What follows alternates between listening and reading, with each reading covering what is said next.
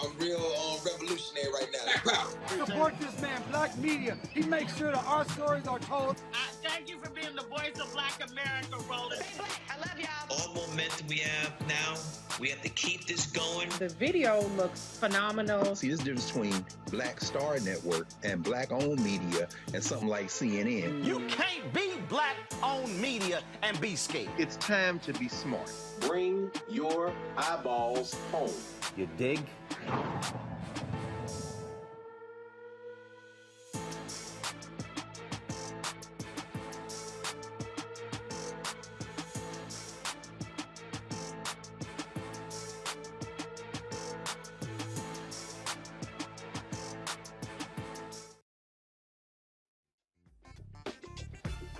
Today is Monday, September 26, 2022. Coming up on Roland Martin Unfiltered, streaming live on the Black Star Network. Two Georgia Alderpersons, boy, they get into a heated exchange of words. A white man and a sister. The white man is accused of calling the black alderwoman a ghetto bitch. Yeah, we'll talk to the alderwoman about their acrimonious history. In Indianapolis, the Circle City Classic took place this weekend, but there was no football game. But that was a Circle City Classic. We'll tell you how dwindling crowds has led them to cancel the game but continue the other festivities. We'll talk with OffScript host Scottay about what's happening with these classics and how they may be going out of style. Brett Favre's SiriusXM radio show gets suspended because of his involvement in Mississippi's welfare fraud investigation. $8 million being sent to his areas of choice. Also, I was in North Carolina on Saturday for the announcement of a major initiative by the Environmental Protection Agency. Did you know that the environmental justice movement actually was launched in North Carolina 40 years ago? We'll tell you about what black residents there and some whites did to stop the environmental racism happening in their town, literally laying down in the streets to keep the trucks from bringing in hazardous material. It is a stunning story. We'll hear from EPA Administrator Michael Regan, also Reverend Dr. William J. Barber, Ben Chavis, and others. Also, in today's Fit, Live, Win segment. Now, many of you may hate working out. You may see it as a task. Well, my guest, fitness coach Avery Woodley, says we must change our mindset as to how we approach working out and see it not as a chore, but really as an opportunity to free our minds and get ourselves in shape. Plus, we'll take your phone calls as well with regards to that. So look forward to asking her, so get your questions ready. It's time to bring the funk on Roland Martin Unfiltered. Streaming live on the Black Star Network. Let's go. He's got it. Whatever the miss, he's on it. Whatever it is, he's got the scoop, the fact, the find. And when it breaks, he's right on time and it's rolling. Best believe he's knowing, putting it down from sports to news to politics. With entertainment just for kicks, he's rolling. It's on go, roll, roll, y'all. It's Roland Martin, yeah. Rolling with Roland now.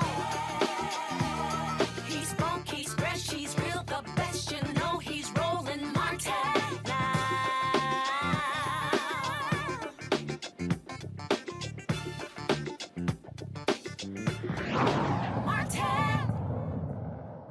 Wait. Hold on.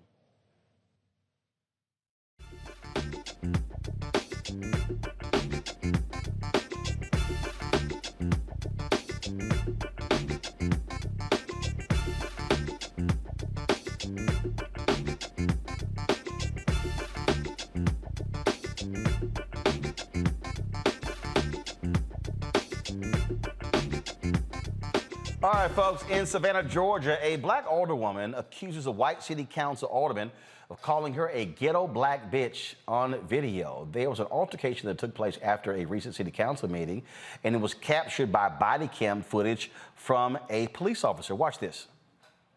She treats employees like shit all the time. All we had to do, she's gone.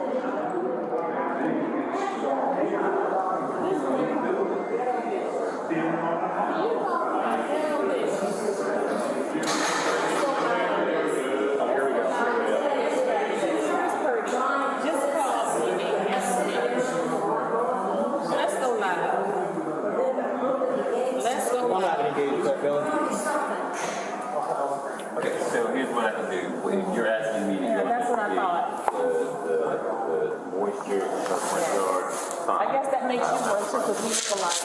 But I'm telling you. Yeah. Ask him. If I could sell that house. Ask him. Ask him. Did you get that on your body cam, him calling you a ghetto bitch? Did you get that? It's called Yeah. He called me a ghetto bitch. without me signing. Yes. One of y'all got it on your body cam, so I'm sure you do. That property because you eroded it with all the storm. If I could have sold my house, I would have done it. What we looked at on the woman just putting in perspective. Billy, you know what? You are just really. I feel sorry for you. It's a real disappointment. A real disappointment, and I hate that things have resulted to what they are.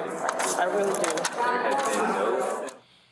Now, Alderman Curtis Purty isn't heard on the police body cam calling the alderwoman names, but he admitted to calling her that in a phone interview. Now, prior to what took place outside the chamber, things got a little testy on the inside. Watch. Aye. Opposed.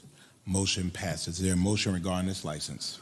Yes. Mayor Johnson, I move that we approve. Second. And properly moving second that we approve this license. All in favor indicate by saying aye. Aye. Opposed. Nay. Can we go to the board? We sure can. And No. I need Ma'am. to introduce that into the record. No, the hearing has been closed, ma'am. All right, all in favor by approving this license indicate by saying yay. I'm trying to, Wow.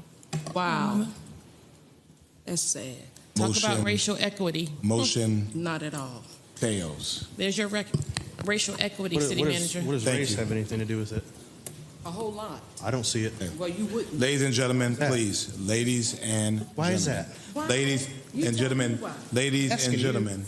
Ladies and gentlemen. Shut up, Keisha. Ladies and gentlemen. Move for a 5-minute recess, please. No, ma'am. No, sir. We're going to move on. We're going to move forward.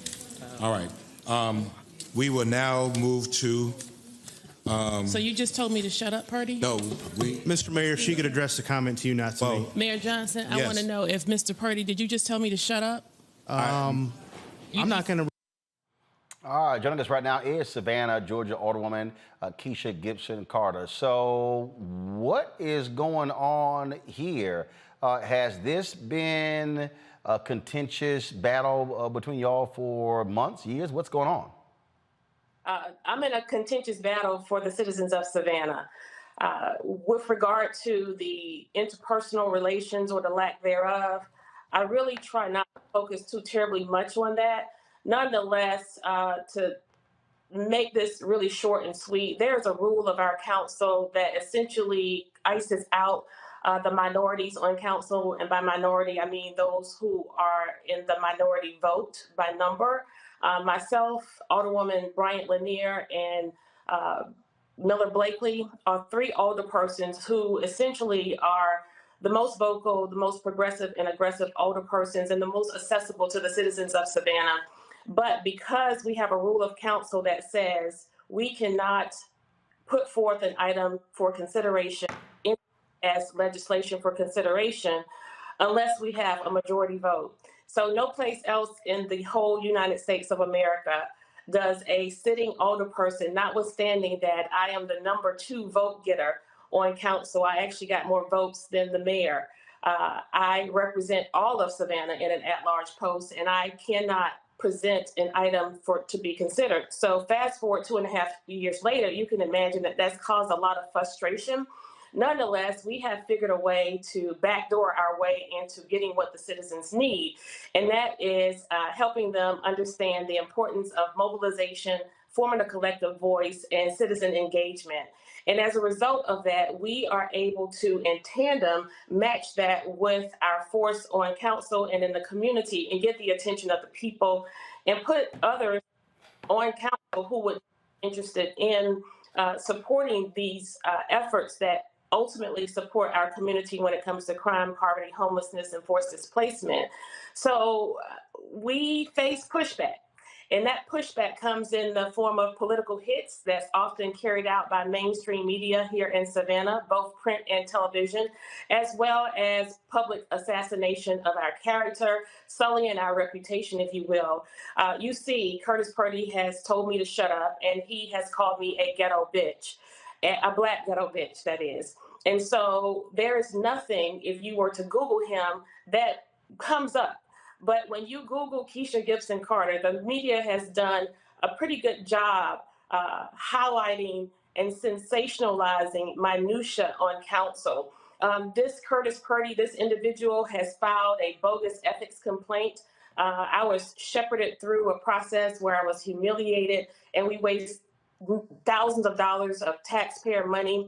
We waste precious staff time only to have Curtis Purdy come to me a week later and apologize and say he was encouraged to file the ethics complaint, and he subsequently apologized.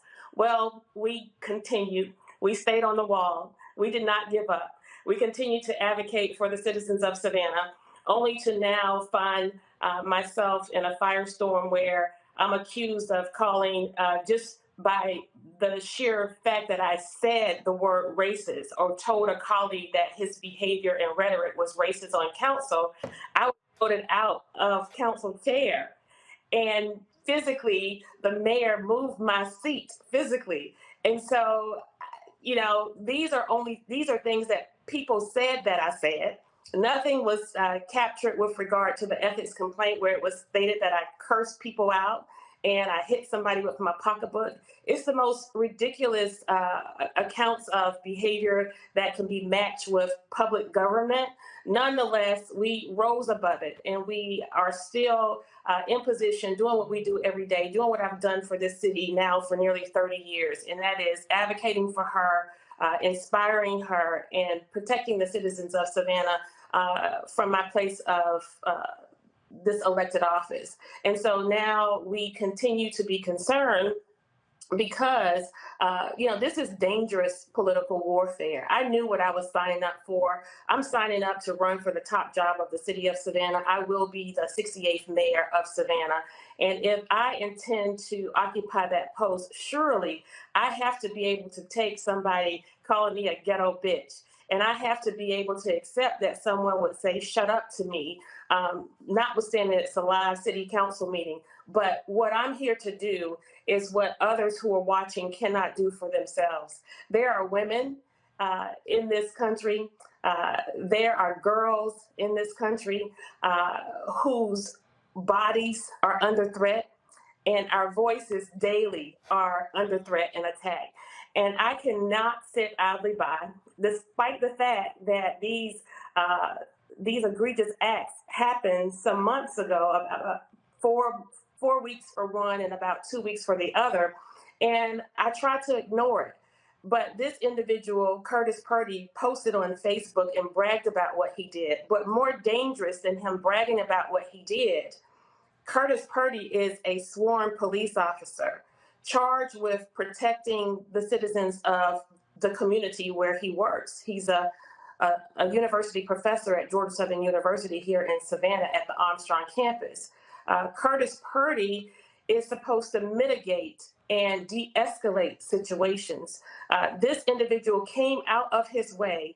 I left the city council meeting about 8 to 10 minutes early to go out and meet with my citizen and to help mitigate the situation that she was in with our assistant city manager, Heath Lloyd, only to have Curtis Purdy come out of chambers. And as opposed to taking the northern exit, he came in the southern direction where I was, where the assistant city manager and where the citizen was. She right away stated that she did not want to speak with him. And I turned to him and said, she doesn't want to speak to you. I have it. You've ignored her. Go on. So first and foremost, he never should have entered my space. He never should have entered my space. And secondly, okay. So here's what I'm confused by. Okay, where's the mayor? Where's the city council when it comes to don't y'all have some sort of rules with conduct when it comes to how council members talk to each other? Yes, we do. And so what happened? Nothing. He has not been reprimanded. He has not been censured. The mayor has not acknowledged one word about his behavior. He's not expressed any concern. In fact, he announced on his show, on his live Facebook show, that he supported Curtis Purdy. And that here again is another reason why I'm speaking up and speaking out, because as I stated, this $60 bathroom. So this is, I mean, so it's just strange to me. Again, like I say, I've seen other city councils where they've done some stuff, but this is quite strange to me here. Hold tight one second. I'm gonna go to a break because we have to fix something happened on our YouTube feed. So we'll be there in just a second. We'll be right back to Roland Unfiltered.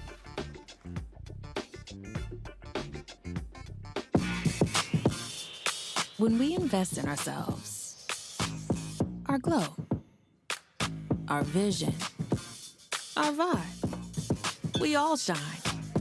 Together, we are black beyond measure. Hatred on the streets, a horrific scene, a white nationalist rally that descended into deadly violence. White people are losing their damn minds. As an angry pro-Trump mob storms the U.S. Capitol, we've seen shootings. We're about to see the rise of what I call white minority resistance. We have seen white folks in this country who simply cannot tolerate black folks voting. I think what we're seeing is the inevitable result of violent denial. This is part of American history. Every time that people of color have made progress, whether real or symbolic, there has been what Carol Anderson at Emory University calls white rage as a backlash. This is the rise of the Proud Boys and the Boogaloo Boys. America, there's going to be more of this. Here's all the Proud Boys, guys. This country is getting increasingly racist in its behaviors and its attitudes because of the fear of white people. The fear that they're taking our jobs, they're taking our resources,